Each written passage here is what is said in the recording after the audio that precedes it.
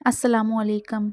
निम्रा अहमद का नॉवल माला चैप्टर 4 की last episode का पार्ट 1 मैंने अपने दूसरे चैनल नॉवल की दुनिया पे अपलोड किया है, जिसका लिंक आपको इस चैनल के बायो में मिल जाएगा। आप वहाँ पे जाके रीड कर सकते हैं। अस्सलामु अलैकुम डियर रीडर्स एंड लिसनर्स। उम्मीद करती हूँ कि आप सब खैरियत से होंगे। इन रीडर्स का बहुत शुक्रिया जिन्होंने मेरे नावल को रीड करके अपने रिव्यूज़ शेयर किए हैं। आपकी दिल से बहुत शुक्रगुजार हूँ।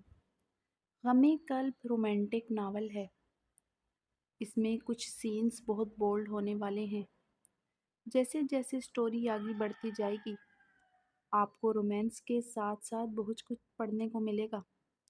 हमारी सोसाइटी की बहुत सी ऐसी रियलिटी जिसे शायद कोई रीडर्स एक्सेप्ट ना करे, क्योंकि ये एक फिक्शनल नावल है और आपकी राइटर अपने रीडर्स को इंटरटेन करने के लिए लिख रही है। आपके रिव्यूज़ मेरे लिए बहुत इम्पोर्टेंट है।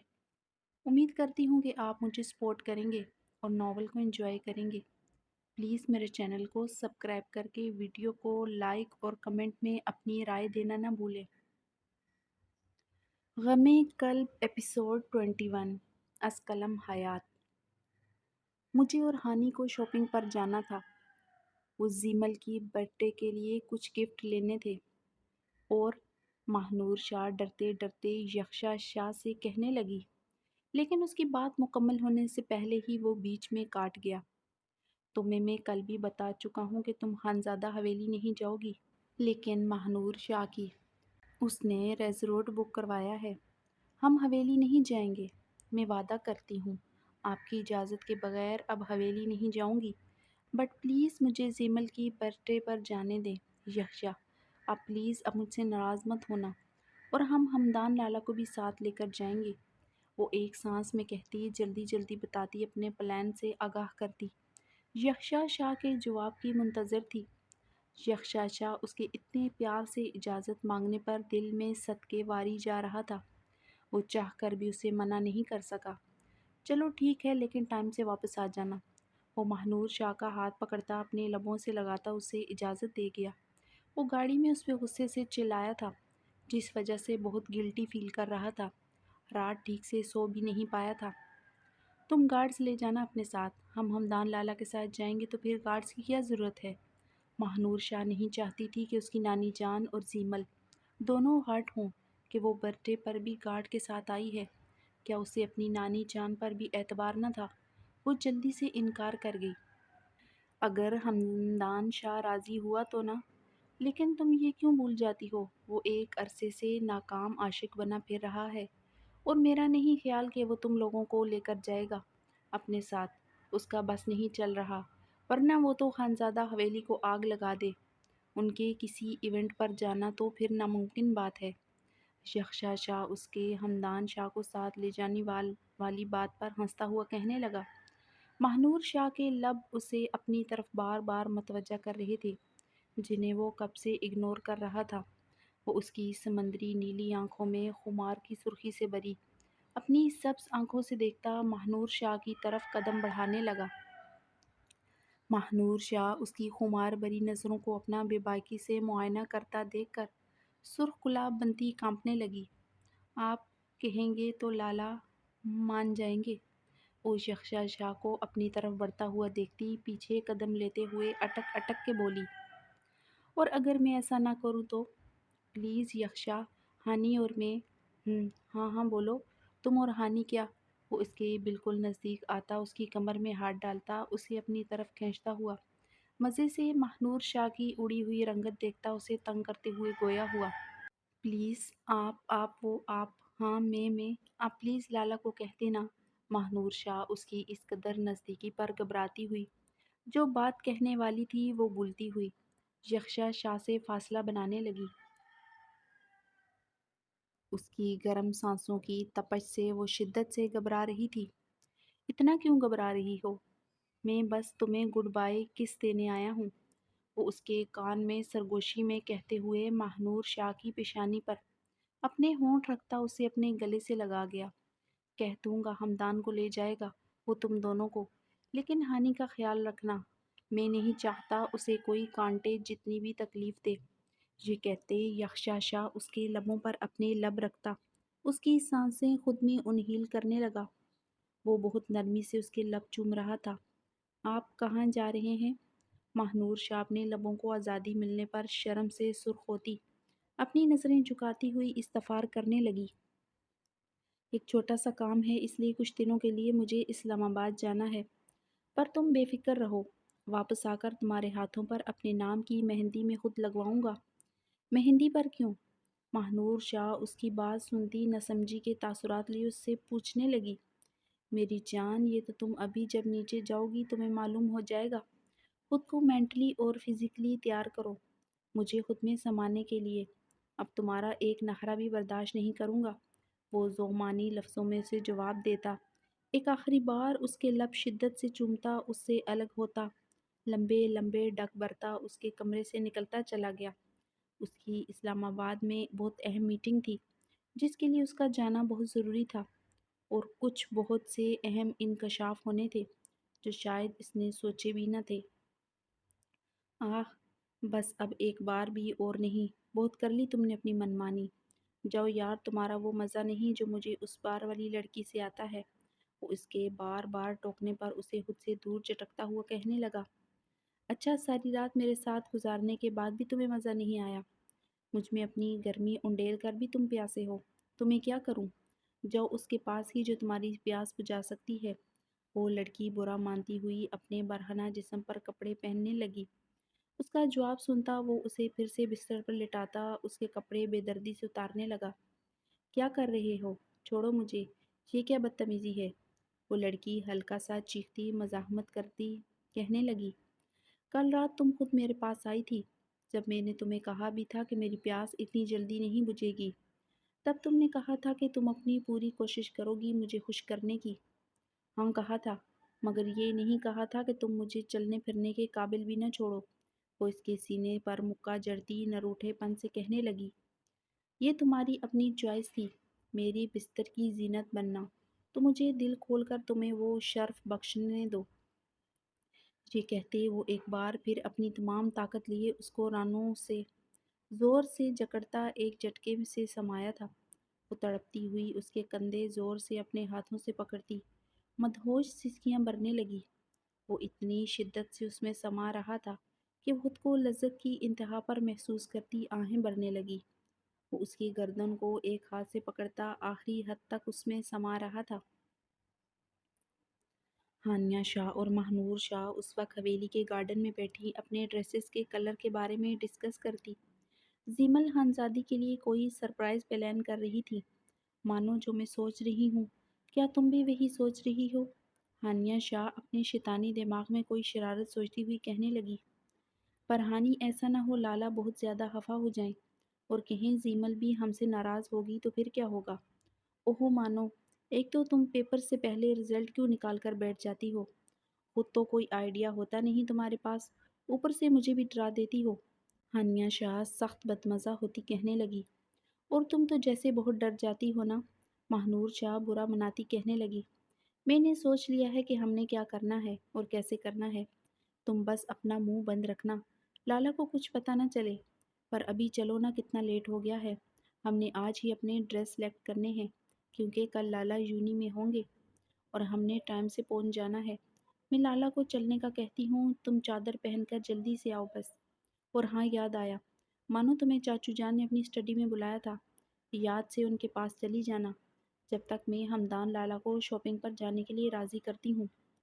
اوکے، میں بابا جان کے پاس جاتی ہوں، ان کی بات سن کر لالا کے روم میں ہی آ جاؤں گی، جب تک تم انہیں منا لینا پلیز۔ ماہنور شاہ اس کی بات سنتی اپنی جگہ سے کھڑی ہوتی حویلی کے اندر داخل ہوتی ذیشان شاہ کے اسٹڈی روم کی جانب قدم بڑھانے لگی۔ ذیشان شاہ اسٹڈی میں بیٹھے کسی فائل پر سائن کر رہے تھے جب ان کے کانوں میں اپنی بیٹی کی آواز گونجی جو اندر آنے کی اجازت مانگ رہی تھی۔ وہ مسکرا کر اسے دیکھتے اپنے پاس بلانے لگے، بابا جان آپ نے مجھے بلایا؟ ماہنور شاہ ان کی چیئر کے پیچھے کھڑی ہوتی اپنا سر ان کے کندھے پر ٹکاتی ہوئی لاڈ سے استفار کرنے لگی، جی میری شہزادی، میں آپ کا کافی ٹائم سے ویٹ کر رہا تھا، مجھے آپ سے کچھ ضروری بات کرنی ہے۔ ذیشان شاہ اسے پیار سے کہتے اپنی چیئر سے اٹھتے، اسے اپنے بازوؤں کے حلقے میں لیے صوفے کی جانب بڑھے۔ جی بابا جان، کہیں آپ کو کیا کام تھا؟ وہ معصومیت سے ذیشان شاہ کے دونوں ہاتھ اپنے نازک ہاتھوں میں پکڑتی احترام سے پوچھنے لگی۔ ماہنور، میری پیاری شہزادی بیٹی، آپ کے بابا جان کا دل بہت چھوٹا ہو گیا ہے۔ آپ کی مورے کے اس دنیا سے چلے جانے کے بعد یہ فیصلہ میرے لیے بہت مشکل ہے، لیکن اب تو لینا ہی ہوگا۔ وہ اس کے سر پر شفقت سے ہاتھ پھیرتے، آنکھوں میں ہلکی سی نمی لیے کہنے لگے۔ ان کا لہجہ نہ چاہتے ہوئے بھی آبدیدہ ہوا تھا۔ بابا جان، کون سا فیصلہ؟ آپ کیا بول رہے ہیں؟ مجھے کچھ سمجھ نہیں آ رہا۔ ماہنور شاہ باپ کی آنکھوں میں آنسو دیکھتی تڑپتی ہوئی کہنے لگی، میری شہزادی بیٹی، میں تمہاری رخصتی اپنے لاڈلے بھتیجے یکشا شاہ کے ساتھ اسی ہفتے کو کرنا چاہتا ہوں۔ میں نے بہت بڑا دل کر کے یہ فیصلہ لیا ہے۔ کیا مجھے اجازت ہے کہ میں اب اپنی پھول سی بیٹی کو اس کے گھر کا کر کے اپنے اس اہم فرض کو ادا کر سکوں؟ بابا جان، کیا آپ کیسی باتیں کر رہے ہیں؟ آپ میرے بابا ہیں۔ آپ کا ہر فیصلہ مجھے اپنے دل و جان سے قبول ہے۔ ماہنور شاہ روتی ہوئی ذیشان شاہ کے گلے سے لگتی ہچکیاں بھرنے لگی۔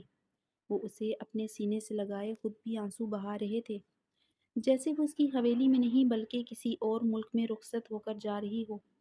یہ دیکھو ذرا، یہاں تو باپ بیٹی ایسے رو رہے ہیں جیسے بچھڑ رہے ہوں صدیوں کے لیے۔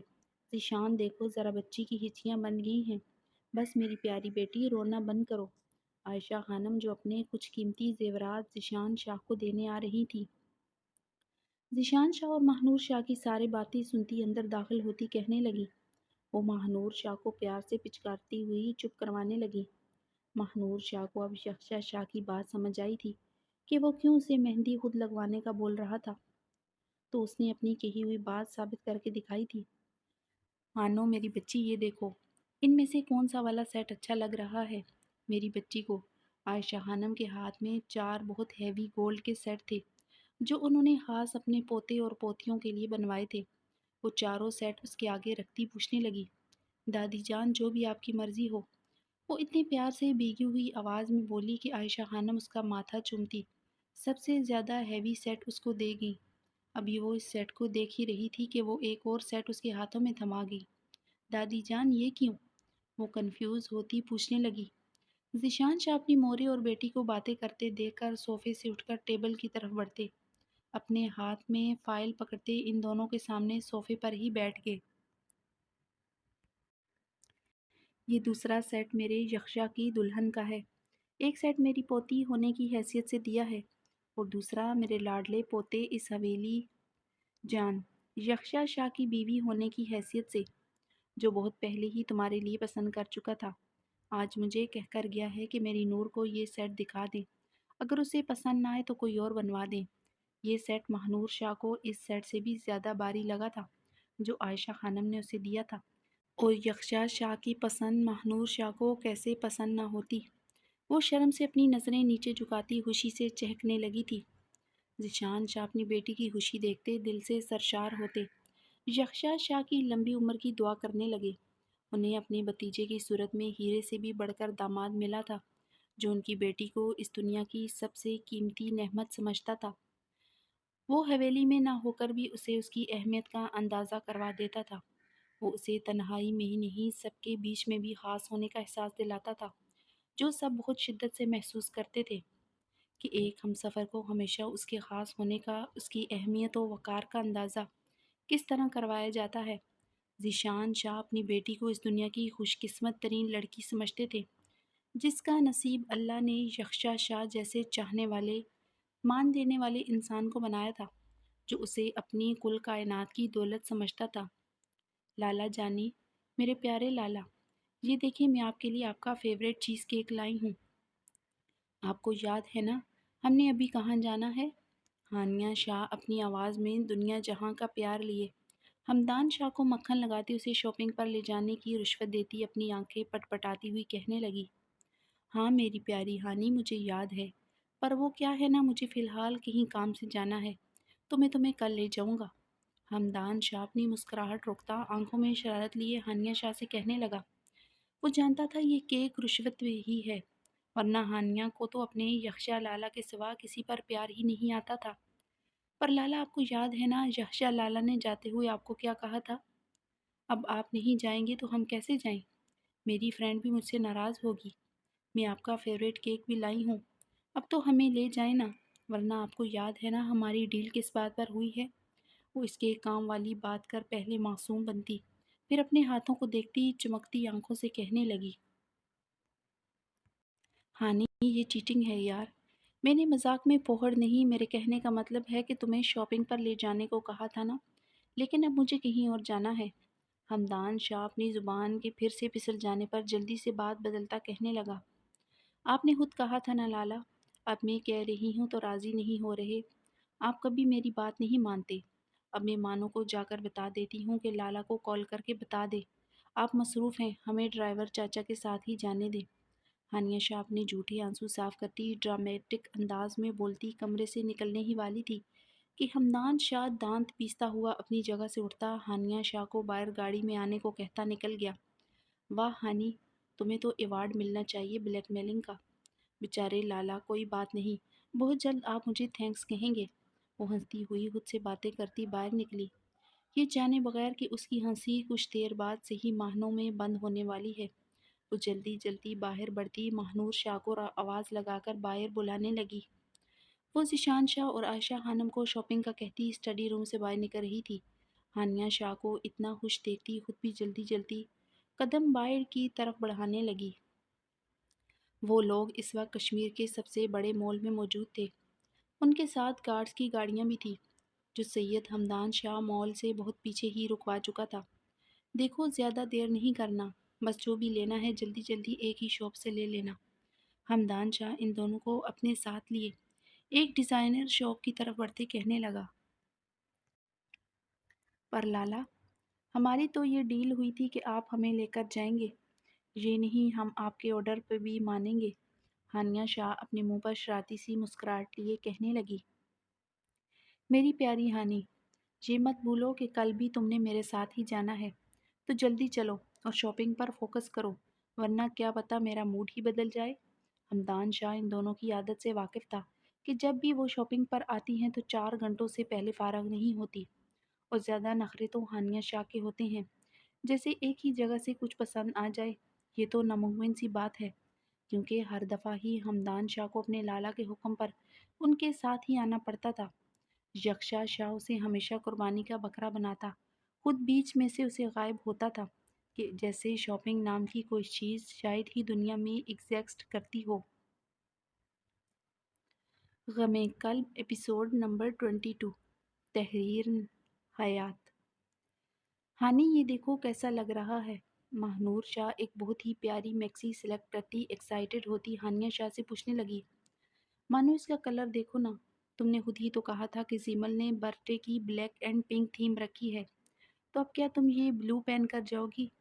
اوہو ہاں، میں بھول گئی تھی، کچھ اور دیکھتے ہیں بلیک کلر میں۔ ماہنور شاہ اپنے سر پر ہاتھ پھیرتی ہوئی کہنے لگی، وہ دیکھو مجھے مل گئی ہم دونوں کے لیے سیم ڈیزائن کی میکسی، اور دیکھو کلر بھی بلیک اور پنک ہے۔ ہانیہ شاہ اس ڈیزائنر شاپ کے سائڈ کارنر پر ہینگ ہوئے ڈریسز دیکھتی ماہنور شاہ کو اشارہ کر کے بتانے لگی، پر ہانی اس کا فرنٹ گلا دیکھو نا کتنا ڈیپ ہے، کیا ہم اب یہ پہن کر جائیں گے؟ مانو وہ والا نہیں، پرپل کے پیچھے والا ڈریس دیکھو نا، وہ بلیک والی لانگ میکسی اور اس کے ساتھ تھوڑا پیچھے پنک والی، آؤ وہاں جا کر دیکھتے ہیں۔ ہمدان شاہ بیزاری سے ان دونوں کو دیکھتا اپنے ہاتھ میں پہنی واچ میں ٹائم دیکھ رہا تھا۔ ان لوگوں کو تقریباً 1 گھنٹہ ہو گیا تھا۔ وہ لوگ شام کے 6 بجے مال میں آئے تھے، اب گھڑی 7 بجا رہی تھی۔ وہ دونوں اس 1 گھنٹے میں کوئی 5 ڈیزائنر شاپس میں اپنی پسند کے لباس ڈھونڈنے میں ناکام ہوئی تھی۔ جو ڈریس ہانیہ شاہ کو چاہیے تھا، آخر وہ اسے اس ڈیزائنر بوتیک سے مل گیا تھا۔ یہ ایک بہت ہی اسٹائلش سی بلیک کلر میں ویسٹرن سٹائل کی لانگ میکسی تھی، جس کا فرنٹ گلا پوری نیک کو کور کرتا تھا۔ اس کے چھوٹے اور بڑے بلیک کلر کے ہی پرلس لگے ہوئے تھے۔ اس کی سلیوز نیٹ کی بنی ہوئی تھی، باقی پوری میکسی پر چھوٹے چھوٹے بلیک موتی پنچ ہوئے تھے۔ یہ بہت بڑے فلیر والی انتہائی نفاست سے بنی ایک قیمتی میکسی تھی، جو ہانیہ شاہ کی بالکل مرضی کے مطابق بنی ہوئی تھی۔ اس کے ساتھ ہی لائٹ پنک کلر کی سیم کام کے جیسے ایک اور میکسی بھی تھی جو ماہنور شاہ کو پسند آ گئی تھی۔ ہانیہ شاہ کو تو اس کی مرضی کے مطابق ہی ڈریس مل گیا تھا، لیکن اس ڈریس میں ماہنور شاہ کو ایک کمی لگی تھی، جو تھی دوپٹے کی۔ ہانیہ شاہ پر کوئی سختی نہیں تھی دوپٹہ لینے کی، لیکن ماہنور شاہ کو بچپن سے ہی دوپٹہ لینے کی عادت تھی، اور کچھ یکشا شاہ کی سختی بھی تھی۔ ہانیہ اس کے ساتھ کوئی دوپٹہ نہیں ہے، ایسا نہ ہو ہمیں ڈانٹ پڑ جائے، کوئی اور دیکھ لیتے ہیں۔ ماہنور شاہ کو ایک پرفیکٹ برتھ ڈے ڈریس میں دوپٹے کا نقص نکالتے دیکھ ہانیہ شاہ سخت چڑھتی ہوئی کہنے لگی، مانو وہ گرلز کا ایونٹ ہے، وہاں سب فیملیز ہی ہوں گی، اور تم نے تو مجھے بتایا تھا کہ فیملی کا کوئی لڑکا ہماری لڑکیوں والی سائڈ پر نہیں آئے گا۔ سو جسٹ چل، بہت مشکل سے یہ مجھے پسند آئی ہے، پلیز زیادہ پریشان مت ہو، کوئی نہیں ڈانٹنے والا۔ تم تو دوپٹہ سر پر لینا جانتی نہیں ہو، تمہیں عادت ہے نا، لیکن میں اگر یکشا کو پتہ لگ گیا کہ میں بغیر دوپٹہ لیے ہی چلی گئی ہوں تو وہ مجھ سے بہت خفا ہوں گے۔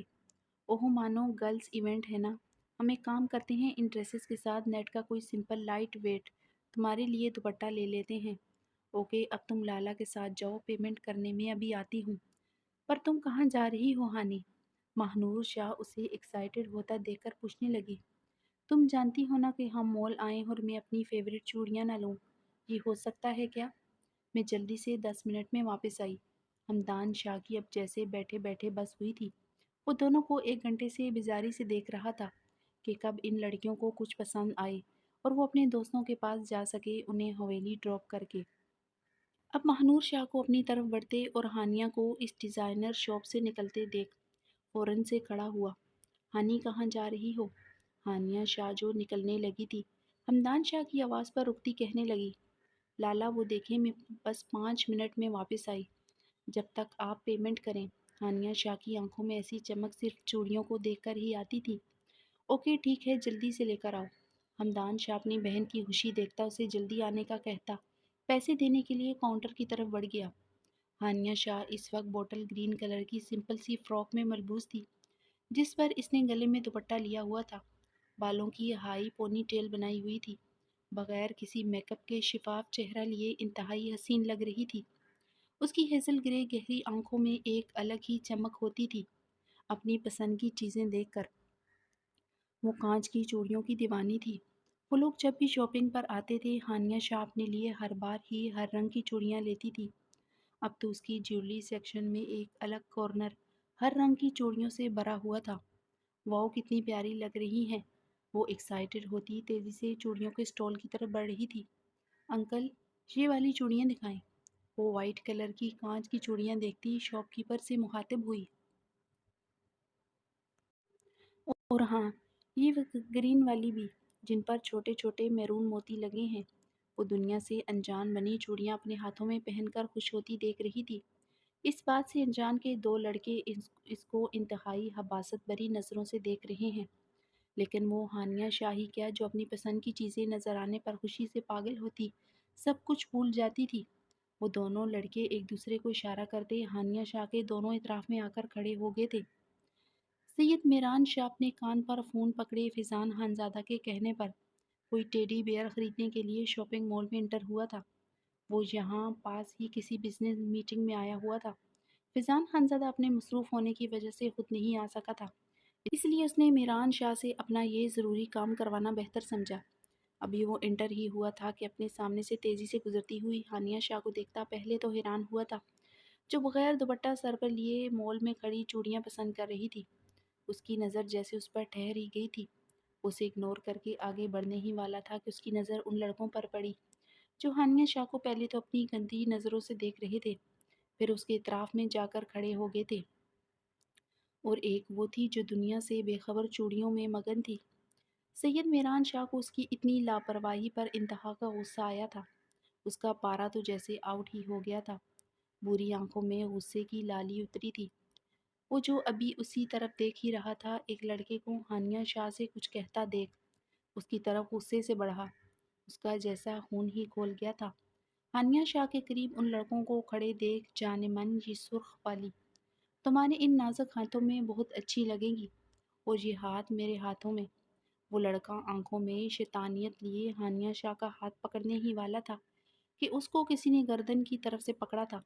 ہانیہ شاہ سہمتی ہوئی پیچھے کو ہٹتی سید مہران شاہ کو صدمے کی کیفیت سے دیکھنے لگی۔ حرام زادے، تیری اتنی اوقات کہ تو میرے سامنے اسے ہاتھ لگائے گا؟ سید مہران شاہ جو اس لڑکے کی حباست میں بولی ہوئی بات سن چکا تھا، وہ کسی بپھرے ہوئے شیر کی طرح اس پر چپٹا تھا۔ وہ ہانیہ شاہ کو چھونے والا تھا، یہ خیال ہی مہران شاہ کو جیسے اندر تک ہلا گیا تھا۔ اس کی ہمت بھی کیسے ہوئی اس کی طرف نظر اٹھا کر دیکھنے کی۔ وہ خود پر سے قابو کھوتا اس لڑکے کو گردن سے پکڑتا، پیچھے کو دھکا دیتا، زمین پر گراتا، بغیر کسی کی پرواہ کیے اس کو جانوروں کی طرح مار رہا تھا۔ وہ اسے اتنی بے دردی سے مار رہا تھا کہ اس لڑکے کی چیخ و پکار مال میں موجود لوگ حیرانگی سے اس سوٹڈ بوٹڈ لمبے چوڑے نوجوان کو دیکھ رہے تھے، جو 4 پیس میں ملبوس مردانہ وجاہت کا شاہکار، کوئی بہت بڑا بزنس ٹائکون معلوم ہو رہا تھا، جو اس وقت پاگلوں کی طرح اس لڑکے کا شاید خون کرنے کے در پہ تھا۔ اس لڑکے کو منہ اور ناک سے خون نکل رہا تھا، لیکن مہران شاہ اسے بے دردی سے پیٹ رہا تھا۔ کسی کی ہمت نہیں ہو رہی تھی اس سے آگے بڑھنے کی، جس وحشت سے وہ اسے پیٹ رہا تھا۔ اس کا دوسرا ساتھی اس لڑکے کو اتنی بے رحمی سے مارا کھاتا دیکھ کر بھاگنے ہی والا تھا کہ مہران شاہ اس کو اپنی ٹانگ مار کر زمین پر گرا گیا۔ اب وہ دوسرے لڑکے کی طرف بڑھتا اسے بھی مارنا شروع ہو گیا تھا۔ سید مہران شاہ کے گارڈز ایک طرف کھڑے اسے دیکھ رہے تھے۔ ہانیہ شاہ سہمتی ہوئی مہران شاہ کو دیکھ رہی تھی، جو کوئی وحشی لگ رہا تھا۔ اس نے لڑکے کو مار مار کر ادموا کر دیا تھا، پھر بھی انہیں لاتے گونسے مار رہا تھا۔ ہانیہ شاہ کانپتی ہوئی رونے لگی۔ اسے مہران شاہ سے اب صحیح معنوں میں خوف آیا تھا۔ اسے کوئی وحشی درندہ لگ رہا تھا۔ اس کی بری آنکھیں خون چھلکا رہی تھیں، پورا چہرہ غصے میں لال ہو چکا تھا۔ وہ جان میں ان دونوں لڑکوں سے ڈبل تھا۔ اس کا کسرتی جسم پھولے ہوئے مسلز کے آگے وہ لوگ سوکھی ہڈی معلوم ہو رہے تھے، وہ جو ان دونوں لڑکوں کو جان سے مار دینا چاہتا تھا۔ ہانیہ شاہ کو روتے ہوئے دیکھتا ان لڑکوں سے پیچھے ہٹ گیا۔ اس کا سانس پھول گیا تھا، پورے بال بکھرے ہوئے ماتھے کو سلامی دے رہے تھے۔ وہ ان لڑکوں کو اپنے گارڈز کے حوالے کرتا، انہیں اپنے اپارٹمنٹ لے جانے کا کہتے۔ ہانیہ شاہ کی طرف بڑھا۔ ہانیہ شاہ اس کو اپنی طرف بڑھتا دیکھ کانپ رہی تھی۔ جو وحشت وہ اس کو دیکھ چکی تھی، کوئی بعید نہیں تھی کہ وہ اس کی جان بخشی کر دے۔ ایسا نہ ہو کہ وہ اسے بھی غصے میں مارے، وہ تو اس کا ایک تھپڑ کھا کر ہی بے ہوش ہو جائے گی۔ ہانیہ شاہ تھر تھر کانپتی نامحسوس انداز میں اپنے قدم پیچھے لینے لگی۔ تم یہاں کیا کر رہی ہو اکیلی ہانیہ شاہ؟ وہ غصے سے غراتا ہوا ہانیہ شاہ سے مخاطب ہوتا، اسے کاٹدار نظروں سے دیکھنے لگا۔ اس کا بس نہیں چل رہا تھا وہ یہاں کھڑے لوگوں کے سامنے اس کی لڑکی کی چمڑی نکال کر رکھ دے۔ وہ خود سے لاپرواہ بنی ہوئی تھی۔ اگر وہ وقت پر نہ آتا تو وہ لڑکے اس کو اکیلا دے کر کچھ کر دیتے، اس کو چھو لیتے تو مہران شاہ اس سے آگے کا سوچ بھی نہیں سکا۔ وہ میں ہانیہ شاہ ہچکیوں سے کہتی، کانپتی ہوئی مہران شاہ کے سوال کا جواب دیتی کہ ہمدان شاہ جلدی سے آگے بڑھتے اسے اپنے حصار میں لے گیا۔ سید ہمدان شاہ جو ماہنور شاہ کے ساتھ شاپ سے باہر نکلتا چوڑیوں کے اسٹال کی طرف بڑھ ہی رہا تھا کہ مہران شاہ کو دیکھتا وہیں کھڑا ہو گیا۔ وہ ابھی دیکھ ہی رہا تھا کہ مہران شاہ کو تیزی سے آگے بڑھتے اور ان لڑکوں کو مارتے دیکھتا سارا ماجرا اپنی آنکھوں سے دیکھ چکا تھا۔ اس کی ہمت نہیں ہوئی تھی مہران شاہ کو روکنے کی۔ اسے بھی ان لڑکوں پر شدید غصہ آیا تھا، لیکن پھر مہران شاہ کو ان کو لہو لہان کرتے دیکھ اپنے دل میں ٹھنڈ اترتی محسوس کر رہا تھا، جو آگے بڑھنے ہی والا تھا کہ مہران شاہ کو غصے سے سرخ ہوتا ہانیہ شاہ کی طرف بڑھتا دیکھ بھاگتے ہوئے اپنی ہانی کے پاس آتا اسے اپنے حصار میں لے گیا۔ ہانیہ شاہ کی کمر ہمدان شاہ کی طرف تھی، اس لیے وہ اس کا روتا چہرہ نہیں دیکھ پایا، ورنہ وہ کبھی بھی اس سے اتنا دور نہ کھڑا رہتا۔ اب مہران شاہ کا رخ اس کی لاڈلی بہن کی طرف تھا، اور وہ جانتا تھا غصہ آنے پر مہران شاہ اپنے خواص کھو دیتا ہے، اس لیے جلدی سے اپنی بہن کو اپنے حصار میں لیتا کہنے لگا، لالا ہم شاپنگ پر آئے تھے، ہانی میرے ساتھ۔ ابھی وہ اپنی بات مکمل ہی کر رہا تھا کہ مہران شاہ اس کی بات بیچ میں ہی کاٹ گیا۔ اگر تم لوگ شاپنگ پر آئے تھے تو یہ یہاں اکیلی کیوں کھڑی تھی؟ جواب دو مجھے ہمدان شاہ۔ اگر یہ تمہارے ساتھ آئی ہے تو تم اس کے ساتھ کیوں نہیں تھے؟ تم اسے اپنی ذمہ داری پر لائے ہو نا، تو پھر یہ تنہا کیا کر رہی تھی؟ اس کا جہاں دل چاہے گا یہ وہاں اکیلی ہی چلی جائے گی، نہ اسے اپنا ہوش ہے نہ اپنی عزت کا۔ کہاں ہے وہ سید یکشا شاہ جو بہت دعوے کرتا ہے؟ اگر اس سے یہ سنبھالی نہیں جا رہی تو اسے حویلی کے کسی کمرے میں بند کر کے رکھو، جہاں کم از کم اسے اتنا تو معلوم ہو کہ ایک لڑکی کی عزت کیا ہوتی ہے۔ یہ ہے سید یکشا شاہ کی بہن، جسے اپنے ساتھ ساتھ دوسروں کی عزت کا بھی خیال نہیں۔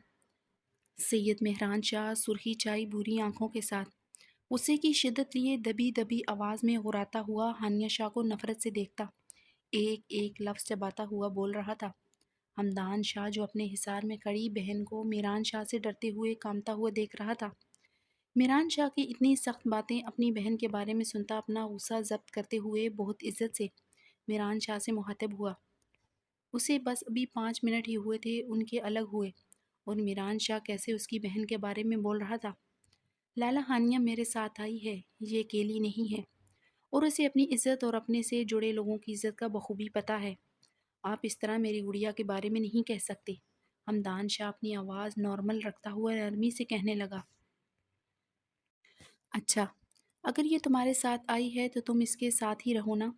اپنی بہن کی ذمہ داریاں تم دونوں بہن بھائیوں سے اٹھائی نہیں جا رہی ہیں۔ لالا یہ آپ کیسی باتیں کر رہے ہیں؟ ہانیہ ہمارے بس ہمدان شاہ، بس اپنی بہن کو لے کر اب تم اپنی حویلی کی طرف روانہ، بغیر ایک لفظ بھی کہے۔ اس یکشا شاہ سے میں خود بات کر لوں گا، بہت باتیں کرتا ہے نا اب، ایک بہن نہیں سنبھالی جاتی۔ جاؤ اب میرا منہ نہ دیکھو۔ میران شاہ اپنی باتوں سے ہانیہ شاہ کو بہت زیادہ تکلیف دے گیا تھا۔ لالا لالا چلیں پلیز، حویلی چلیں۔ ہانیہ شاہ ہمدان شاہ کو پھر سے کچھ کہنے کے لیے ہونٹ موڑتے دیکھ کر ہچکیوں سے روتی کانپتے ہوئے بولنے لگی۔ اسے لگ رہا تھا اب اگر وہ مہران شاہ کے سامنے 1 منٹ بھی کھڑی ہوئی تو ایسا نہ ہو کہ وہ اس کی چمڑی ہی نکال دے، اس لیے ہمدان شاہ کو حویلی چلنے کا کہنے لگی۔ ہاں ہاں چلو میری گڑیا چلتے ہیں، آؤ میں تمہیں چوڑیاں لے دوں پھر چلتے ہیں۔ نہیں لالا نہیں، بس حویلی چلیں۔ اپنی بہن کو اس قدر موٹے موٹے آنسوؤں سے روتے دیکھ کر ہمدان شاہ اپنے سامنے غصے سے کھڑے میران شاہ کو شکوہ کناں نظروں سے دیکھتا اپنی بہن سے مخاطب ہوا۔ ٹھیک ہے میری گڑیا چلو۔ ہمدان شاہ اسے لیے مال سے باہر کی طرف بڑھ گیا۔ لالا آپ نے اتنا ڈانٹ دیا ہانی کو، وہ تو بس یہاں چوڑیاں ہی لینے آئی تھی، بس 5 منٹ پہلے ہی۔ ماہنور شاہ ان دونوں کو مال سے باہر نکلتا جاتا دیکھ کر میران شاہ سے کہنے لگی، مانو گڑیا اسے اپنے سے جڑے رشتوں کی عزت کی فکر ہونی چاہیے، اس طرح اکیلی یہاں دنیا سے لاپرواہ کھڑی تھی، میں ٹائم سے نہ آتا تو پتہ نہیں کیا ہو جاتا۔ آئندہ اسے اکیلے کہیں نہ چھوڑنا، آؤ میں تمہیں اس کے لیے چوڑیاں دلا دیتا ہوں اور تم اسے دے دینا اپنی طرف سے۔ لالا اب تو آپ خود ہی اسے دے دینا، جتنا ڈانٹ دیا ہے نا آپ نے اسے، مجھے نہیں لگتا وہ دوبارہ آپ چوڑیوں کا ذکر بھی کرے۔ اچھا اب میں چلتی ہوں، آپ سے اب حویلی میں ہی ملیں گے۔ ماہنور شاہ ہنستی ہوئی مہران شاہ کی ہانیہ شاہ کے لیے فکر دیکھتی اسے خداحافظ کرتی باہر کی طرف نکلتی، گاڑی میں بیٹھ گئی۔